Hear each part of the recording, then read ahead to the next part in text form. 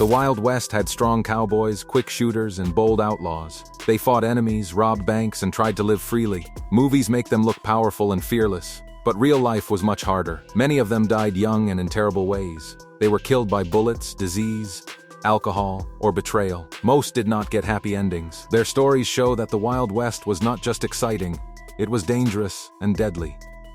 1. Big Nose Kate. Big Nose Kate was one of the toughest women of the Wild West, and her life proves that survival was sometimes the greatest victory of all. Her real name was Mary Catherine Horney, and she was born in Hungary in 1850. When she was still a child, her family fled war and trouble in Europe and later moved to the United States.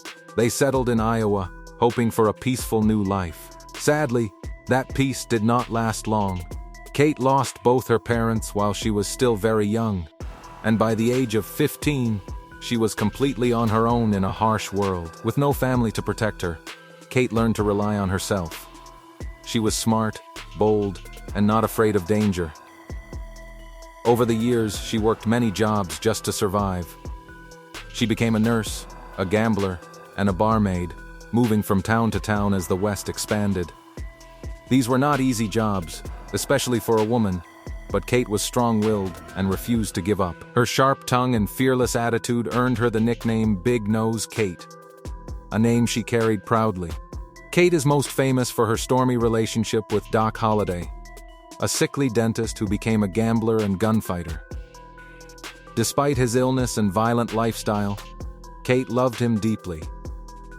Their romance was intense, full of arguments, drinking, and danger. In 1881, Doc was arrested and accused of taking part in a stagecoach robbery. Things looked bad for him, and he could have been sent to prison or worse. In a moment of poor judgment, Kate got drunk and gave false testimony that hurt Doc's case. Later, filled with guilt and love, she took it all back and told the truth. Her new testimony helped save Doc from serious punishment. This moment showed both her flaws and her loyalty. While many people from the Wild West died young, Kate lived an unusually long life. After Doc Holliday died from sickness, she married 2 more times. She later ran hotels and bars in Arizona, staying active well into old age. In 1940, Big Nose Kate died peacefully at the age of 90. There were no gunshots, no saloon fights, and no sudden violence. Her long life proved that not everyone in the Wild West met a bloody end. Before we move on, it's important to remember that not all Wild West legends died from bullets or brawls. Some were brought down by something far quieter, but just as powerful: illness and bad luck. 2. Annie Oakley. Annie Oakley was one of the most famous and respected women in American history, and she earned that fame through pure skill. Born in 1860, Annie learned to shoot at a young age to help support her poor family. By the time she was just 16 years old, she was already an incredible marksman. Her life changed forever when she challenged Frank Butler, a well-known trick shooter, to a shooting match and beat him. Instead of feeling embarrassed, Frank fell in love with her. They married and became partners in both life and performance. Together, Annie and Frank joined Buffalo Bill's Wild West show, where Annie became a worldwide sensation.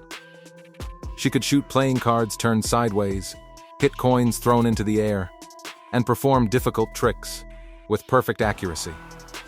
The audience was amazed. At a time when women were expected to stay quiet and proper, Annie Oakley showed strength, confidence, and discipline. She became a role model for girls everywhere, proving that women could be just as talented as men. Sadly, Annie's life took a painful turn. In 1901, she was badly injured in a train accident that hurt her spine. Years later, in 1922, a car crash broke her hip. These injuries caused lifelong pain, and she had to walk with a metal brace. As if that were not enough, she later developed anemia, a serious blood illness that made her weak and tired. On November 3, 1926, Annie Oakley died at the age of 66 in Ohio. Her death broke Frank Butler's heart. He was so devastated that he stopped eating. Just 18 days after Annie passed away, Frank died too. They were buried side by side, a powerful symbol of their deep love and partnership. Annie Oakley's story shows that even the strongest legends of the Wild West could be defeated not by guns, but by sickness and fate. Some people in the Wild West died slowly, not in gunfights, but from sickness that followed them everywhere. One of the most famous gunmen learned this the hard way. 3. Doc Holliday. Doc Holliday was a man who lived fast, shot straight, and slowly died from a sickness he could not outrun. Born in the South, Doc was well educated and trained as a dentist, which earned him the nickname Doc. He came from a good family and had manners, but his life took a dark turn after he was diagnosed with tuberculosis, a deadly lung disease at the time. The illness made him weak, caused him to cough blood, and slowly ate away at his body. Doctors told him dry air might help, so he headed west. In the Wild West, Doc became a gambler and a gunman. He drank heavily, partly to ease his pain, and he became known for his sharp tongue and calm aim. He formed a strong friendship with Wyatt Earp, and together they faced danger head-on. In 1881, Doc took part in the famous gunfight at the OK Corral. Though sick and thin, he was deadly when it mattered, proving his reputation as a fearless fighter. But tuberculosis never left him. Each year, he grew weaker. By 1887, Doc was only 36 years old and staying in Glenwood Springs, Colorado, hoping the hot springs might help his lungs. By then, Big Nose Kate had left him after years of fighting and hard living. Doc spent his final days lying in bed, drinking whiskey, barely able to breathe. Near the end, he looked at his bare feet and laughed softly. He said, "This is funny," because he always believed he would die violently, wearing boots, gun in hand. Instead, he died quietly in a bed, taken by sickness, not bullets. The Wild West legend faded with a cough, not a bang. While sickness ended Doc Holliday's life, another outlaw met a faster and more shocking end. Killed not by lawmen, but by someone close. 4. Jesse James. Jesse James built his legend on danger, but in the end it was trust that killed him. After the American Civil War, Jesse became one of the most feared outlaws in the United States. Along with his brother Frank and their gang, he robbed banks and trains across Missouri and nearby states. They stole huge amounts of money, sometimes over $100,000 in gold, and Jesse became famous nationwide. Many poor people saw him as a hero who fought rich companies, even though his crimes were violent. Lawmen never stopped hunting him. The Pinkerton Detective Agency chased Jesse for years, killing gang members and even hurting his family. Tired and hunted, Frank James finally quit crime and turned himself in. Jesse, now nervous and paranoid, stayed on the run. He began to fear betrayal but still allowed 2 new men into his gang, Bob and Charlie Ford. Bob Ford wanted fame and money more than loyalty. At the time, the governor of Missouri offered a $10,000 reward for Jesse James, dead or alive. On April 3, 1882, Jesse was at home in St. Joseph, Missouri. He had taken off his guns and climbed on a chair to dust a picture on the wall. His back was turned. At that moment, Bob Ford pulled out a gun and shot Jesse in the back of the head. Jesse James died instantly at just 34 years old. 5. Belle Starr. Belle Starr lived a life that few dared to imagine. Bold, dangerous, and surrounded by mystery. Born Myra Maybelle Shirley in 1848 in Carthage, Missouri, she grew up during a time of conflict and change in the American frontier. Her family experienced hardships early, and young Belle quickly learned to rely on her wits and courage. She became known for her rebellious nature and fierce independence, refusing to follow the strict expectations placed on women of the era. From a young age, she rode horses, handled firearms, and moved confidently through the rough world of the frontier, earning respect and fear in equal measure. As she grew older, Belle moved to the Indian Territory, what is now Oklahoma. There, she became known as the Bandit Queen for her close association with criminals and outlaws. Though she rarely committed serious crimes herself, she provided shelter, supplies, and protection for those hiding from the law. Her ranch became a safe haven for outlaws, and her knowledge of the terrain and the law helped many escape capture. Belle embraced a life of danger and adventure, dressing in flashy clothing, riding fast horses, and cultivating a public image that shocked polite society. She was intelligent, charismatic, and unafraid of confrontation, making her one of the most famous female figures of the Wild West.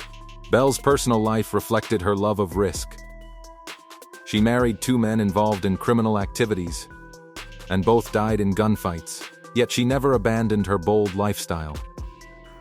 She continued running her ranch, riding across the territory, and engaging with a wide circle of outlaws. Her fearless attitude and independence earned her many enemies. Some were angry relatives, others were former lovers, rivals, or workers who had disagreements with her over land, money, or loyalty. Conflicts and grudges followed her wherever she went, adding tension to her already dangerous life. On February 3, 1889, Belle Starr's life ended as abruptly as it had been lived. She was riding home alone on her horse when a shotgun fired from the shadows struck her in the back, neck, and face. She fell immediately, dead at the age of 40. There were no witnesses and no clear evidence pointing to the shooter. Her death shocked the local community, leaving her murder shrouded in mystery almost immediately. Several suspects were considered. Her son Ed had frequently clashed with her, leading some to speculate about his involvement. Edgar Watson, a farmhand with a long-standing dispute with Belle over money and land, was also suspected. Watson was arrested but later released due to insufficient evidence. Years later, he was executed for another murder, further fueling speculation that he may have been responsible for Belle's death as well. Belle Starr's murder was never officially solved, cementing her legacy as one of the Wild West's greatest enigmas. Her life and death continue to inspire stories, books, and legends, like the outlaws she protected. Her story is a mix of truth and myth, courage and violence, independence and danger. Belle Starr remains an enduring symbol of a woman who lived boldly, challenged social norms, and left a mysterious mark on history that has never faded. Her life was wild, and her death was just as dramatic, ensuring that the Bandit Queen's story would never be forgotten. Some outlaws managed to escape the law for years, but even the smartest criminals could not run forever. 6. Butch Cassidy and the Sundance Kid. Butch Cassidy was the charming leader of the Wild Bunch gang, known for his quick thinking, clever plans, and ability to talk his way out of trouble. His partner, the Sundance Kid, was a quieter but equally deadly sharpshooter whose aim and calm nerves made him one of the most feared gunmen in the West. Together, they formed one of the most successful and notorious outlaw duos in American history. Over several years, they robbed banks, trains, and payrolls across the West, sometimes walking away with over $35,000 in a single heist, a fortune at the time. Unlike many outlaws, Butch and Sundance tried to avoid unnecessary violence, relying on speed, surprise, and careful planning to escape lawmen. Their daring crimes and near misses made them legends among the public, who admired their boldness even while fearing them. But the law never rested. As rewards for their capture grew larger, and Pinkerton detectives closed in, the West became too dangerous for them. In 1901, after a series of close calls, the pair decided to flee the United States. They traveled to Argentina, hoping to leave crime behind and live quietly. There, they worked on ranches and tried to blend in with local life. For a time, it seemed the two might finally escape their violent past. But the lure of crime, combined with opportunity and old habits, eventually pulled them back into robbery, this time targeting mines and local businesses. Their luck ran out in Bolivia in 1908.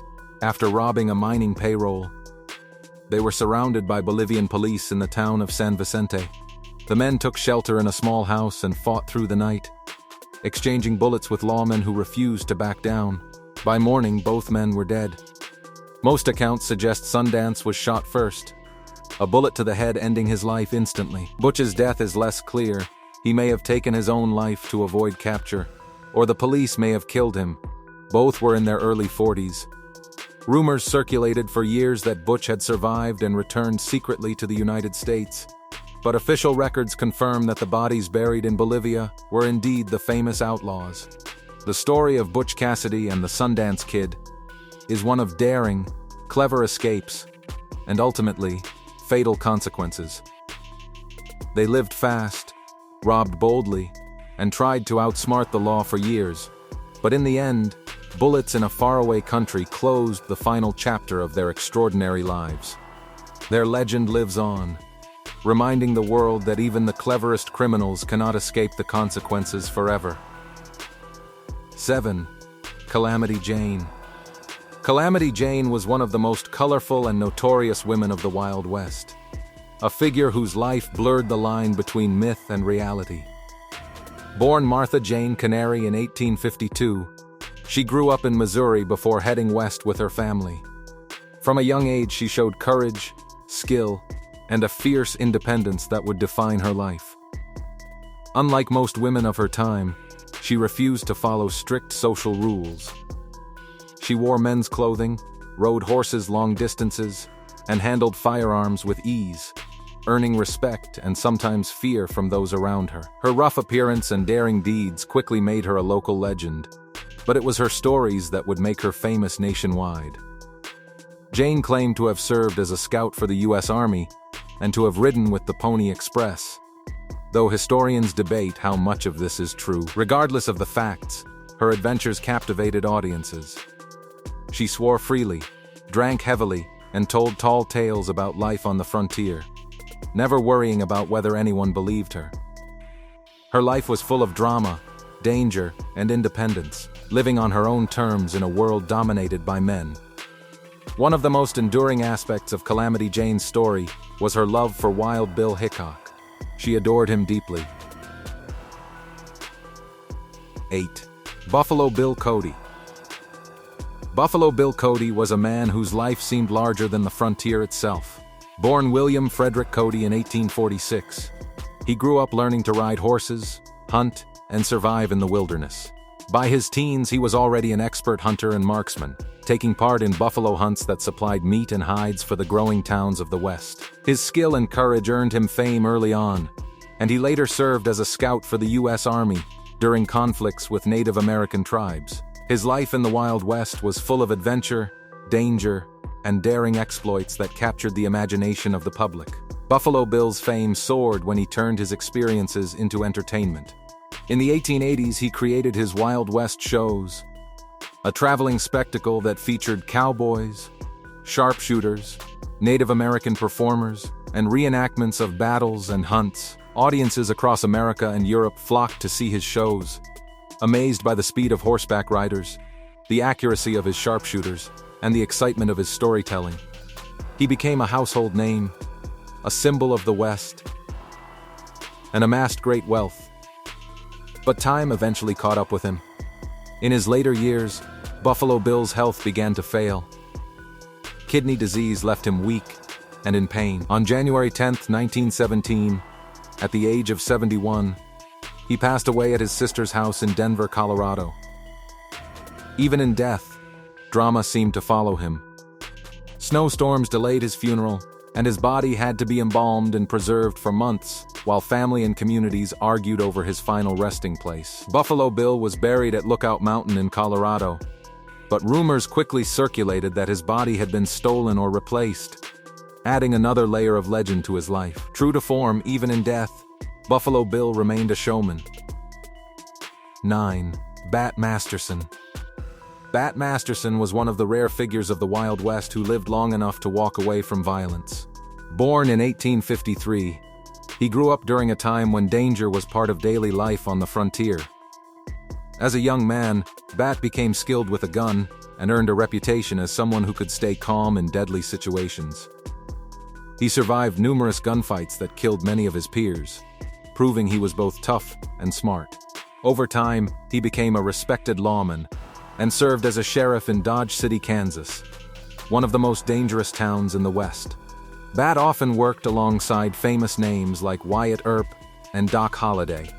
Together, they faced criminals, gamblers, and violent troublemakers who threatened the town. However, Bat's life changed deeply when his brother Ed Masterson was shot and killed while serving as a lawman That loss made Bat question the endless cycle of violence in the West. He began to realize that surviving gunfights did not mean escaping their emotional cost. By 1902, Bat decided he had seen enough bloodshed. He left the frontier behind and moved to New York City, a world far removed from dusty streets and saloon shootouts. There, he reinvented himself as a sports writer. Bat wrote sharp, opinionated columns about boxing and other sports, becoming well known for his strong views and clear writing style. Many readers were surprised to learn that the thoughtful writer had once been a feared gunfighter. On October 25, 1921, Bat Masterson was 67 years old and doing what he had grown to love writing. While working on a newspaper column, he suddenly suffered a heart attack. He collapsed at his desk, pen still in his hand. There were no gunshots, no shouting crowds, and no last stand. Bat Masterson's life ended quietly, far from the gunsmoke of the Wild West. His story shows that even in an age of violence, change and survival were possible. These Wild West legends lived hard and died in very different ways by bullets, sickness, alcohol, betrayal, or time itself. The West was wild, but it was never kind. If you enjoyed this deep dive into the real endings of Wild West legends, like the video, subscribe to the channel, and turn on notifications so you don't miss the next story from history's darker side.